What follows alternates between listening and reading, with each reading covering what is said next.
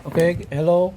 Let us now learn how to find the equation of ellipse with center at the origin. Number 1, find the equation of the ellipse with vertices 0, positive, negative 8, and foci 0, positive, negative 5. And let us also sketch the graph. First step, identify if it's case 1 or case 2. So since the vertices at given the given vertices 0, positive, negative 8, since the vertices is at the on the y-axis, therefore this is an ellipse with vertex on the y-axis, case 2. Okay, case 2 yan, because the vertices is on the y-axis. If the vertices are on the x-axis, it's case 1. So it takes the form x squared over b squared plus y squared over a squared equals 1.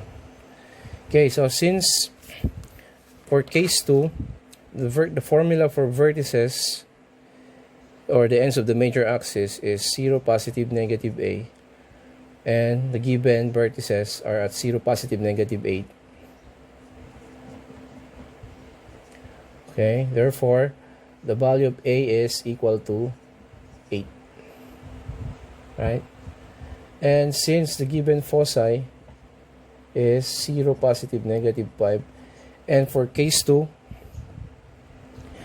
the foci is 0, positive, negative c.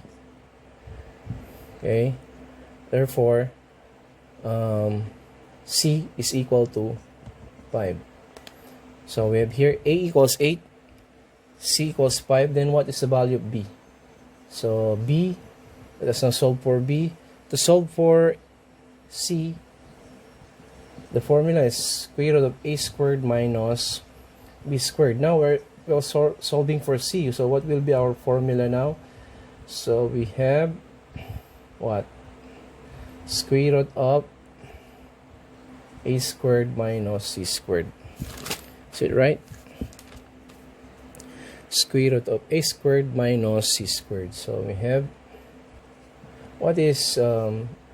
64, 8 squared, 64 minus 25. So b is equal to square root of what? What is 64 minus 25? 39.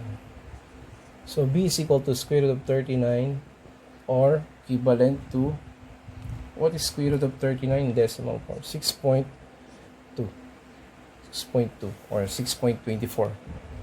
Okay, 6.24 or 6.2 pwede. So we have already the value of a, which is 8, c equals 5, b equals square root of 39. Then this is now therefore the equation of the ellipse. Equation is, substitute the equation. What is b? Square root of 39. If you square root of 39, is equal to 39, plus y squared over a squared. What is a? 8, so that's equivalent to 64.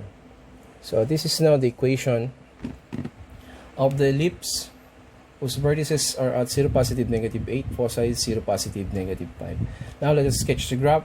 So therefore let us first solve for the other parts, the ends of the lateral recta, the minor axis. Yan. So for minor axis muna. So for case 2, the ends of the minor axis b is are at positive, negative b0, so it's equivalent to 6.2, positive, negative 6.20. Okay, positive, negative 6.20. Next, about the length of the latus rectum or the lateral recta, 2b squared over a. So we have 2 times 39 divided by a is 8. So what is 2 times 39 over 8? Is equivalent to 9.75. Okay. And also, let us solve for the ELR. ELR for case 2. Okay, positive, negative b squared over ac, and positive, negative b squared over a negative c. Okay. And next, so we have here 39 divided by 8. What is 39 divided by 8? It's equivalent to 4.9. Positive, negative. 4.9. C. What is C? 5. And positive, negative. 4.9, negative 5. So, we're now ready to sketch a graph of the ellipse. Yan. Ready? So, start with the center. Center is at the origin. And then the vertices are at 0. 1, 2, 3, 4, 5, 6, 7, 8. Ayan. Ito ang vertices. 1, 2, 3, 4, 5, 6, 7, 8. Ayan. These are the ends of the major axis. 0, 8 and 0, negative 8. How about the ends of the minor axis? 6.2. 2, 3, 4, 5, 6. Yun, 6.2. 1, 2, 3, 4, 5, 6. Ayan.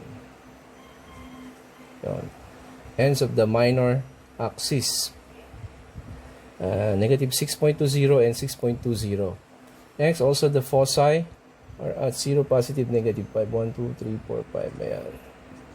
Foci, 1, 2, 3, 4, 5. Ayan. Okay, after that, let us also have the ends of the lateral rectum. We have saan na? 4 point 1, 2, 3, 4 4.95 negative 4.95 2, 3, 4, 5 4.95. We have also negative 4.9, negative 5 4.9, negative 5. Yeah.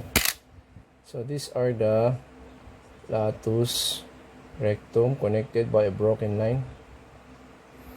Then let us connect the VLV, forming the equation of the ellipse.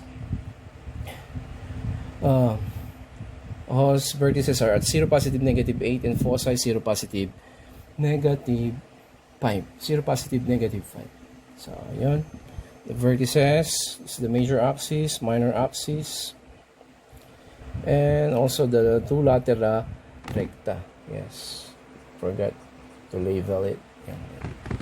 Okay, let's proceed to the next. That is how to find the equation of the ellipse with center of the origin for case.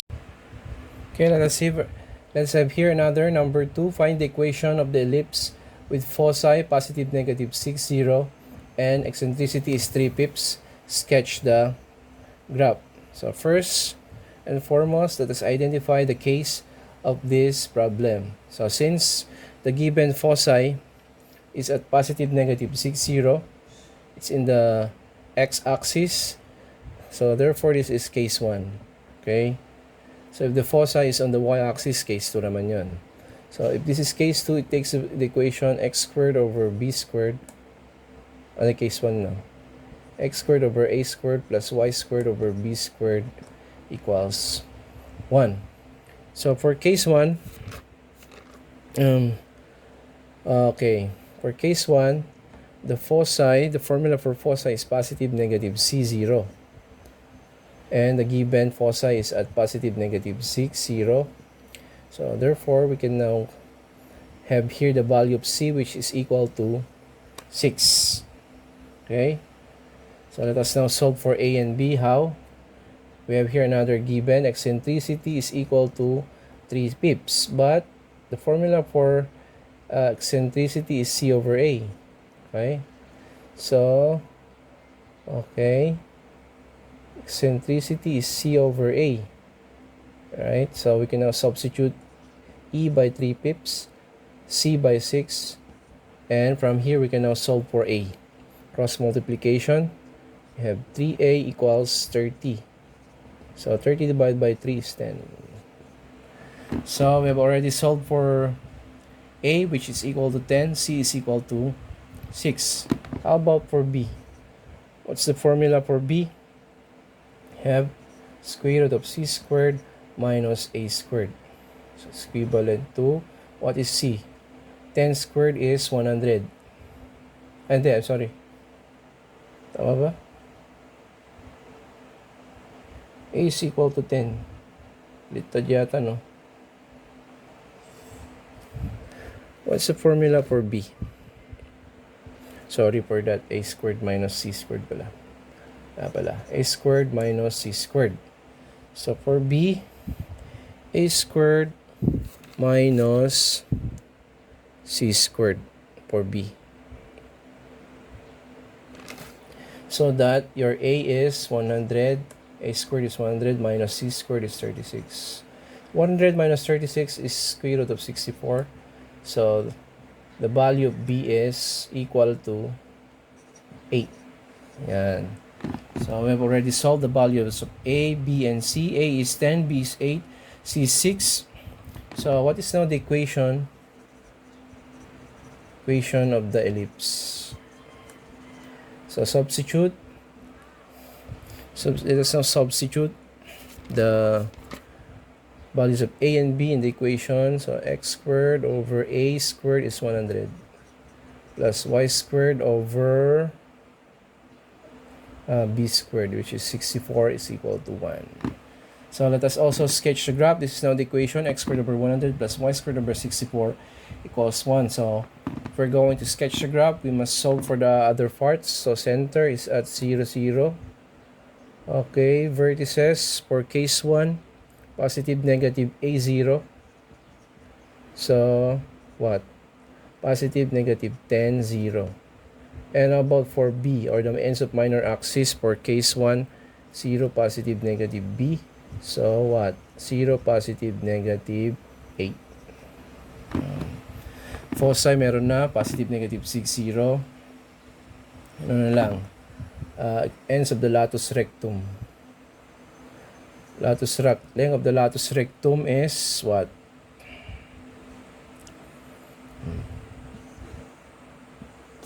2b squared over A. So 2 times 64 divided by A. What is A? 10. So it's equal to 12.8. Then also the ends of the latus rectum for case 1 is C positive negative B squared over A and negative C positive negative B squared over A. So we have here 6 positive negative B squared over A. What is B squared over A? 64 over 10 is 6.4. And negative 6 positive negative 6.4 are the ends of the latus rectum or the lateral recta. Eccentricity meron na, which is equivalent to 3 pips or 0.6. So we're now ready to sketch the graph of the ellipse with the equation x squared over 100 plus y squared over 64 equals 1. So let us now graph the equation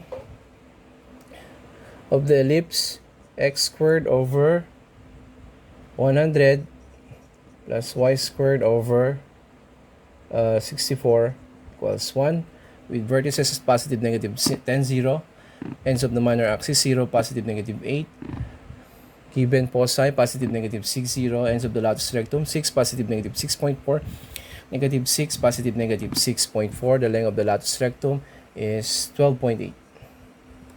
Yan. So we have the vertices 1, 2, 3, 4, 5, 6, 7, 8, 9, 10. 1, 2, 3, 4, 5, 6, 7, 8, 9, 10. Yan. So we have here the ends of the major axis, negative 10, 0 and positive 10, 0. How about the ends of the minor axis? We have here 1, 2, 3, 4, 5, 6, 7, 8, 0, 8 and 0, negative 8. 1, 2, 3, 4, 5, 6, 7, 8. Yan. Minor axis and the major axis. Foci is positive negative 6, 0. 3, yan. Foci. Okay. Foci, ends of the minor axis, ends of the minor axis. Also, we have here the ends of the lateral recta 6, 6.4, negative 6, 1, 2, 3, 4, 5, 6.4. Here, around here. Yan. And 6, negative 6, 6.4, negative 6, 1, 2, 3, 4, 5, 6. Negative 6, negative 6.4 for R. We have also here 6, 6.4, and 6, negative 6.4. 3, 4, 5, 6. Yan. Ito yung dalawang lateral recta. Okay. Let us now connect the endpoints forming the graph of the ellipse. X squared over 100 plus y squared over 64 equals 1. And since the eccentricity is 0.6 or 3 pips, as you can see, the ellipse, the graph of the ellipse is not that much elongated. Alright, so that is how we sketch a graph, or I mean how to find the equation of the ellipse with center at the origin, and at the same time sketching the graph of that particular ellipse. Case 1 and case 2. Okay, goodbye, see you next time.